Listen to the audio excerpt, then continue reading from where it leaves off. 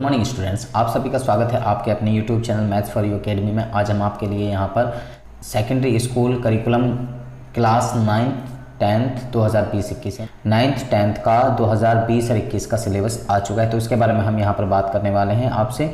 तो आप हमारे साथ में बने रहिए इस वीडियो के एंड तक। अगर आपने अभी तक हमारे चैनल को सब्सक्राइब नहीं किया तो आप हमारे चैनल को सब्सक्राइब कर लीजिए और उसके साथ में बेल आइकन को जरूर प्रेस करें, ताकि आपको एजुकेशनल एंड न्यूज़ की अपडेशन साथ के साथ में आपको यहाँ से मिलती रहे।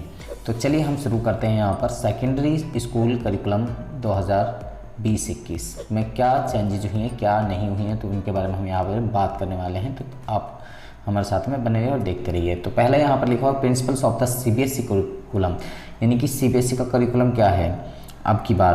तो सीबीएसई पाठ्यक्रम का सिद्धांत क्या होता है, तो प्रिंसिपल्स क्या होते हैं, सबसे पहले हम उसके बारे में बात कर लेते हैं। तो यानी कि पाठ्यक्रम पाठ और शैक्षणिक सामग्री को संदर्भित करता है जिसे पढ़ाया जाना चाहिए स्कूल में सीखने अनुभव के द्वारा शब्दों में इसे कुल योग माना जा सकता है। एक स्कूल द्वारा एक शिक्षार्थी को प्रदान किए गए शैक्षिक अनुभवों का एक नियोजित सेट है। ये सीखने के सामान्य उद्देश्यों, अध्ययन के पाठ्यक्रम विषयवार शामिल निर्देशात्मक उद्देश्य और सामग्री, शैक्षणिक अभ्यास और मूल्यांकन दिशा निर्देश। सीबीएसई द्वारा प्रदान किया जाने वाला पाठ्यक्रम राष्ट्रीय पाठ्य चर्चा पर आधारित है। फ्रेमवर्क 2005 और छात्रों को प्राप्त करने के लिए अवसर प्रदान करना चाहता है। सीखने में उत्कृष्टता, तो इसमें आपको बहुत सी बातें बताई गई हैं। इसका इनिशियल पेज है, ये इनिशियल पेज को आप बिल्कुल ज़रूर पढ़ें, पूरा पढ़ें। और इसमें को करिकुलम एक्टिविटी के बारे में बताया गया है, स्कॉलस्टिक एरियाज़ के बारे में यहाँ बताया गया है, और जो आपकी ग्रेडिंग सिस्टम है उसके बारे में भी इस पेज के अंदर बताया गया। तो आप उस पेज को पूरा की पूरा देख लेना। मैं आपको यहाँ थोड़ा सा दिखा देता हूँ, आप यहाँ पर देख सकते हैं। तो यहाँ लैंग्वेज के बारे में बताया गया है कि 2 लैंग्वेज आपको लेनी है और 3 कंपलसरी सब्जेक्ट हैं। स्कॉलस्टिक एरियाज़ के अंदर कौन कौन से आते हैं और स्कॉलस्टिक एरियाज़ के अंदर कौन से आते हैं, स्कॉलस्टिक के अंदर कौन से और स्कॉलस्टिक के अंदर कौन से आते हैं। तो यहाँ पर उनके बारे में यहाँ पर दिखा रखा है। तो आप या इसको पूरा की पूरा या इसको ईजिली पढ़ सकते हैं। यहाँ पर इम्प्लीमेंटेशन ऑफ करिकुलम, इम्प्लीमेंट कैसा करना चाहिए, तो उस इम्प्लीमेंट के बारे में भी यहाँ पर लिखा हुआ है। तो आप इसको अच्छी तरीके से ध्यान से पढ़ें, पूरा पढ़ें एक बार।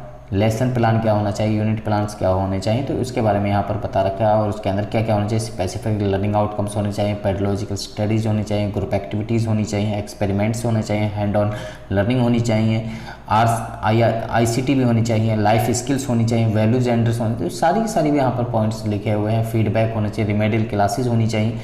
तो ये सारी की सारी चीज़ें यहाँ पर आपको दी हुई हैं, दिखाई गई हैं। तो आप इनको अच्छी तरीके से पूरा की पूरा इस पेज को पढ़ लीजिए अच्छी तरीके से। तो यहाँ पर 21वीं सेंचुरी जो चल रही है उसके अंदर आपको कौन कौन सी स्किल्स आनी ज़रूरी हैं। लर्निंग स्किल्स आपको आनी चाहिए, लिटरेसी स्किल्स आनी चाहिए, लाइफ स्किल्स आनी चाहिए, ये कंपलसरी हैं, ये आपको आनी ही आनी चाहिए। लर्निंग स्किल्स के अंदर क्या क्या आती हैं, जैसे क्रिटिकल थिंकिंग है, आपकी क्रिएटिविटी है, कम्युनिकेशन है, कोलैबोरेशन है, ये एक दूसरे से मेल मिलाप करना। लिटरेसी स्किल्स हैं, information literacy, media literacy, technology literacy, ये सारी की सारी लिटरेसी आपको आनी चाहिए।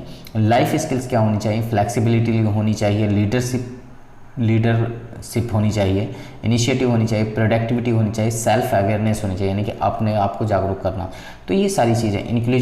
इंक्लूसिव एजुकेशन क्या होती है, यानी कि समावेश शिक्षा, यानी कि जो बच्चे विकलांग हैं और जो अच्छे बच्चे हैं, यानी कि जो शारीरिक रूप से कमज़ोर नहीं हैं, मानसिक रूप शारीरिक रूप दोनों चीज़ों को मिलाकर, यानी कि जो बच्चे सारे बच्चे एक साथ पढ़ सकें, उनको कहा जाता है इंक्लूसिव एजुकेशन। ये 2005 के उसके अनुसार लागू की गई थी।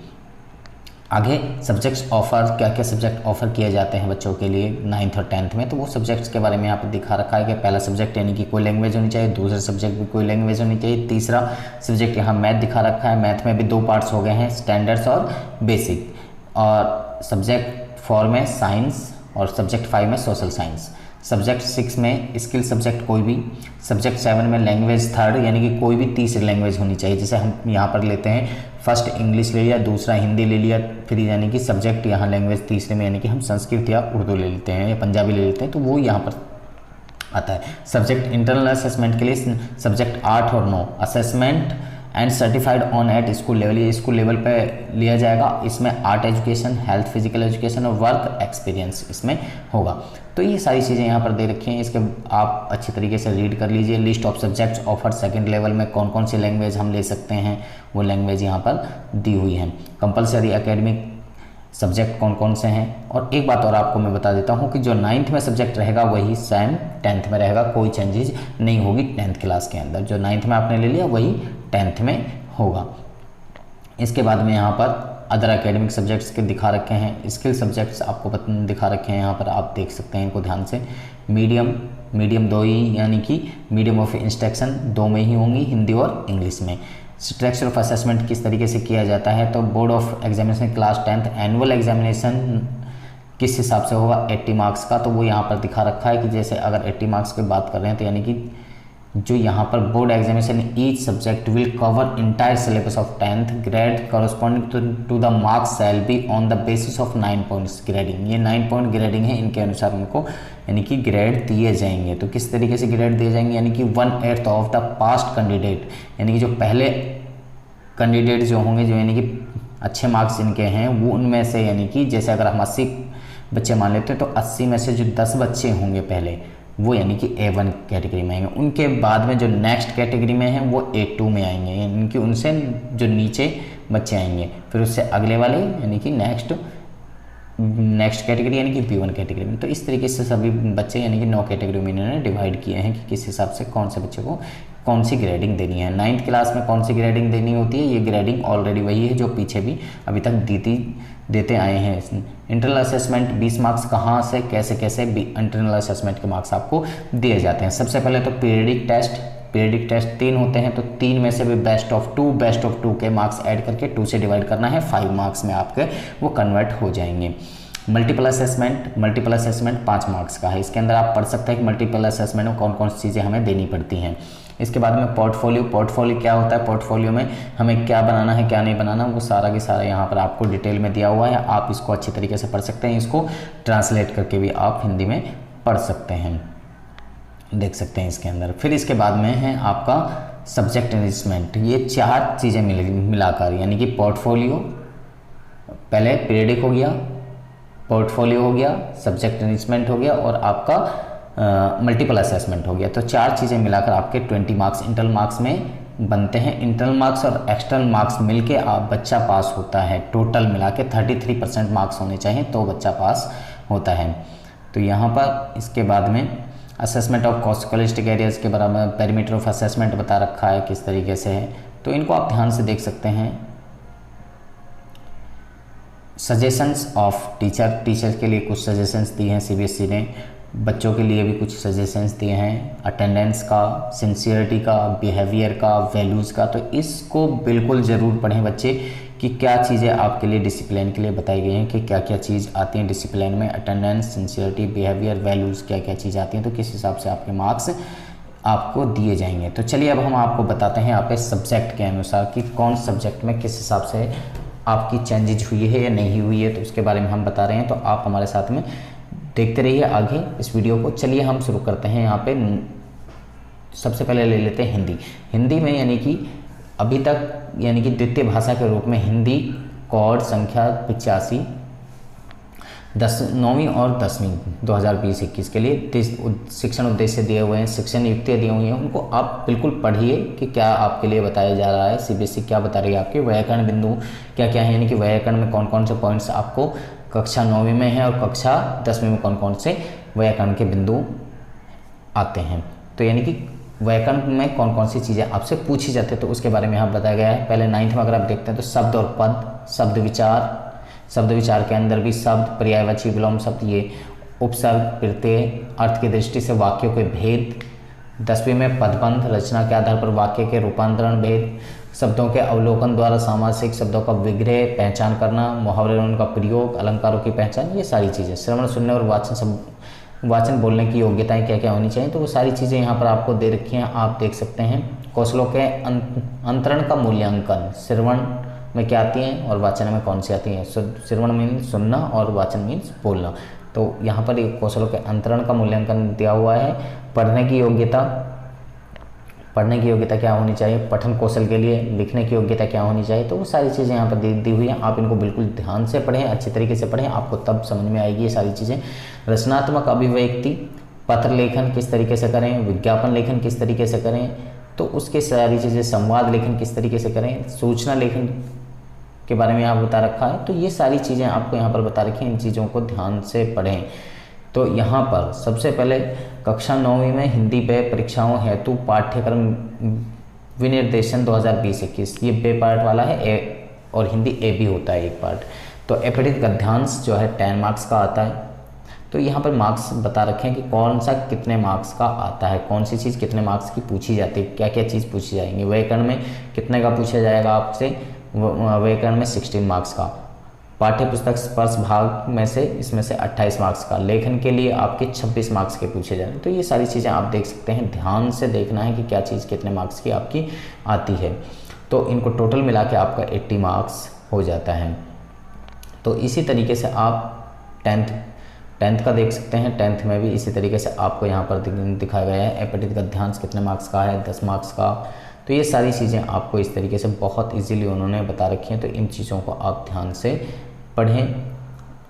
अब यहाँ पर प्रश्न पत्र का प्रश्नानुसरण रूप कक्षा 10वीं पे में किस तरीके से आता है, तो वो बता रखे हैं कि कितने मार्क्स के कितने क्वेश्चन आते हैं और कितने कितने क्वेश्चन पूछे जाते हैं, कहाँ कहाँ से कितने क्वेश्चन बनते हैं। तो वो क्वेश्चनों का अनुसार यहाँ पर बता रखा कि कितने कितने मार्क्स के कितने क्वेश्चन बनते हैं और टोटल मार्क्स आपका 80 बैठता है। तो ये तो था हिंदी का। अगर आगे बात करते हैं हम दूसरे सब्जेक्ट की, ऐसे संस्कृत का है, हम बात करते हैं यहाँ पर मैथमेटिक्स की। तो मैथमेटिक्स में भी हम बात करते हैं। तो यहाँ पर सबसे पहले आप 9th का देखिए। नंबर सिस्टम 8 मार्क्स का, algebraic 17, coordinate geometry 4, geometry 28, mensuration में 13, स्टैटिस्टिक्स प्रोबेबिलिटी में 10, और टोटल ये 80 मार्क्स का बन रहा है। अब इसमें ये यूनिट्स दी हुई हैं, ये चैप्टर नहीं दिए हुए हैं, ये यूनिट्स दिए हुए हैं। इन यूनिट्स के अंदर कितने कौन कौन से चैप्टर आते हैं ये टीचर आपको बिल्कुल बताते हैं। टॉपिक्स हैं वो इस यूनिट में, कौन सी यूनिट में कितने टॉपिक्स आपके कवर होते हैं। तो यहाँ पर जैसे रियल नंबर में नंबर सिस्टम यानी कि एक नंबर सिस्टम, 9th में नंबर सिस्टम है, रियल नंबर नहीं है, नंबर सिस्टम है। रियल नंबर 10th क्लास में जाता है यहाँ पर, ठीक है जी। नंबर सिस्टम, तो नंबर सिस्टम के बारे में बताएंगे। नंबर सिस्टम यानी कि सबसे पहला पॉइंट होना चाहिए, और बिल्कुल इसमें पहला पॉइंट है भी। फिर इसके बाद में अलजेब्रा में 4 चैप्टर आते हैं, कोऑर्डिनेट ज्योमेट्री में 1 चैप्टर आता है, ज्योमेट्री में 3-4 चैप्टर आते हैं, मेंसुरेशन में 2 चैप्टर आते हैं, स्टैटिक्स में भी 2 चैप्टर आते हैं। तो उन चैप्टर्स के अनुसार आपके पूरा की पूरा ये डिवाइड कर रखा है यूनिट वाइज, और यूनिट के अनुसार आपके मार्क्स यहाँ पर बता रखे हैं। अब यहाँ पर बात आती है कि आपको करना क्या चाहिए, करना क्या चाहिए। तो यहाँ पर सिंपल चीज़ है कि आपको जब भी कोई सब्जेक्ट के बारे में कहा जा रहा है, किसी भी सब्जेक्ट के बारे में, मैं यहाँ पर स्पेशल मैथ की बात अभी कर रहा हूँ, तो मैथ में यहाँ जो चीज़ लिखी हुई है आप इसको जो देख सकते हैं, यहाँ पर जो लिखा हुआ है आप यहाँ देख सकते हैं, ये टर्मिनेटिंग, नॉन टर्मिनेटिंग, रिक्वायरिंग, ये सारी चीज़ें, other numbers, line, throw, success, magnification, rational number, recurring, termination, ये सारी चीज़ें जो आपकी लिखी हुई हैं। तो ये सारी की सारी मतलब आपको उतना ही करना है जो आपको यहाँ लिखा हुआ है। नॉन रिक्वायरिंग में non internal, non terminal, non requiring, तो ये सारी चीज़ें जो आपको यहाँ लिखा हुआ है। Definition of nth root of real number, nth root क्या होता है उसका यहाँ पर आपको दिया हुआ है। रैशनलाइजेशन आपको ये ज़रूरी है कि रैशनलाइजेशन आपको आना चाहिए कि किस तरीके से रैशनलाइजेशन करते हैं। तो ये सारी चीज़ें जितना आपसे कहा जा रहा है उतना ही आप यहाँ पे करिए। चैप्टर नंबर, ये अलजेब्रिक यूनिट में पॉलिनोमियल्स चैप्टर है आपका। पॉलिनोमियल चैप्टर में आपको ये फार्मूले ज़रूरी हैं, कंपलसरी हैं, फार्मूले आपको आने चाहिए, और इन फार्मूले के बेस पे आपको फिर यहाँ पर ये आप यहाँ देख सकते हैं polynomial, monomial, binomial, trinomial, factors, multiple, zeros of polynomial, ये सारी मोटिवे, weights, state and the remainder, theorem of example, statement and proof of the factors, ये सारी की सारी चीज़ें आपने करनी होती हैं जो यहाँ सिलेबस के अंदर दी हुई हैं, वही करिए। उसके अलावा कुछ मत करिए। अगर आपको अच्छे मार्क्स लाने हैं तो इन चीज़ों पर फोकस करिए और इन्हीं चीज़ों को बार बार प्रैक्टिस करते रहिए। तो चलिए हम आगे बताते हैं। इसी तरीके से इसमें और दूसरा चैप्टर यहाँ बता रखा है, linear equation in two variable, यानी कि दूसरा चैप्टर, इसमें 2 चैप्टर हैं। तो कोऑर्डिनेट ज्योमेट्री में यहाँ पर आप partition plan, coordinate of points, name and terms associated with the coordinate plan, notation, plotting points in the plan. तो ये जितना आपको कहा जा रहा है यहाँ पर, उतनी ही चीज़ें आपको करनी है, उन्हीं चीज़ों पर आपको फोकस करना है। आगे ज्योमेट्री के बारे में यहाँ पर दिया हुआ है, ज्योमेट्री में कितने पीरियड्स होने चाहिए, पीरियड्स के बारे में भी यहाँ लिखा हुआ है। लाइन्स एंड एंगल्स, ट्रायंगल्स, ये सारे के सारे किसके अंदर है, ज्योमेट्री के अंदर ये चैप्टर आ रहे हैं। क्वाड्रिलेटरल है, एरिया, सर्कल, ये सारे के सारे आपके ज्योमेट्री के कंस्ट्रक्शन ये उसके अंदर आ रहे हैं। आपका फिर मेंसुरेशन में आ जाता है। मेंसुरेशन में एरियाज, हीरोज, फार्मूलाज, यानी कि आपका 12 चैप्टर, और सरफेस एरिया में सरफेस एरिया यानी कि 12 और 13 चैप्टर दोनों के दोनों। स्टैटिस्टिक्स और प्रोबेबिलिटी 14 और 15 चैप्टर, यानी 14वां और 15वां चैप्टर आपका ये आता है। मुझे नहीं लगता कि अभी तक इसमें कोई चेंजेस हुई है इस सिलेबस के अंदर। अगर आपको कोई लगता है तो आप बिल्कुल मुझसे कमेंट सेक्शन में पता कर सकते हैं, पूछ सकते हैं। और यहाँ पर आप आगे देख सकते हैं किस तरीके से आपका वेटेज क्या होता है, कि कितने मार्क्स के कौन कौन से क्वेश्चन आते हैं, टोपोलॉजी ऑफ क्वेश्चंस क्या होते हैं, रिमेंबरिंग के क्वेश्चंस होते हैं, अंडरस्टैंडिंग के क्वेश्चन होते हैं। टोटल मार्क्स कितने होते हैं, रिमेंबरिंग और अंडरस्टैंडिंग के 43 मार्क्स, अप्लाइंग के 19, और एनालाइसिस, इवेलुएशन और क्रिएटिंग के 18 मार्क्स। तो ये वेटेज भी उधर दिखा रखी है। तो टोटल वेटेज यानी कि 100 होगी और मार्क्स होंगे आपके 80। तो ये असेसमेंट्स आपका इंटरनल असेसमेंट में pen paper test and multiple assessment 10 marks का, पोर्टफोलियो 5 मार्क्स का, लैब प्रैक्टिकल, लैब एक्टिविटी यानी कि जो आपको कहा गया है सब्जेक्ट एनरिचमेंट वो 5 मार्क्स का, टोटल आपका ये 20 मार्क्स का आपका होगा।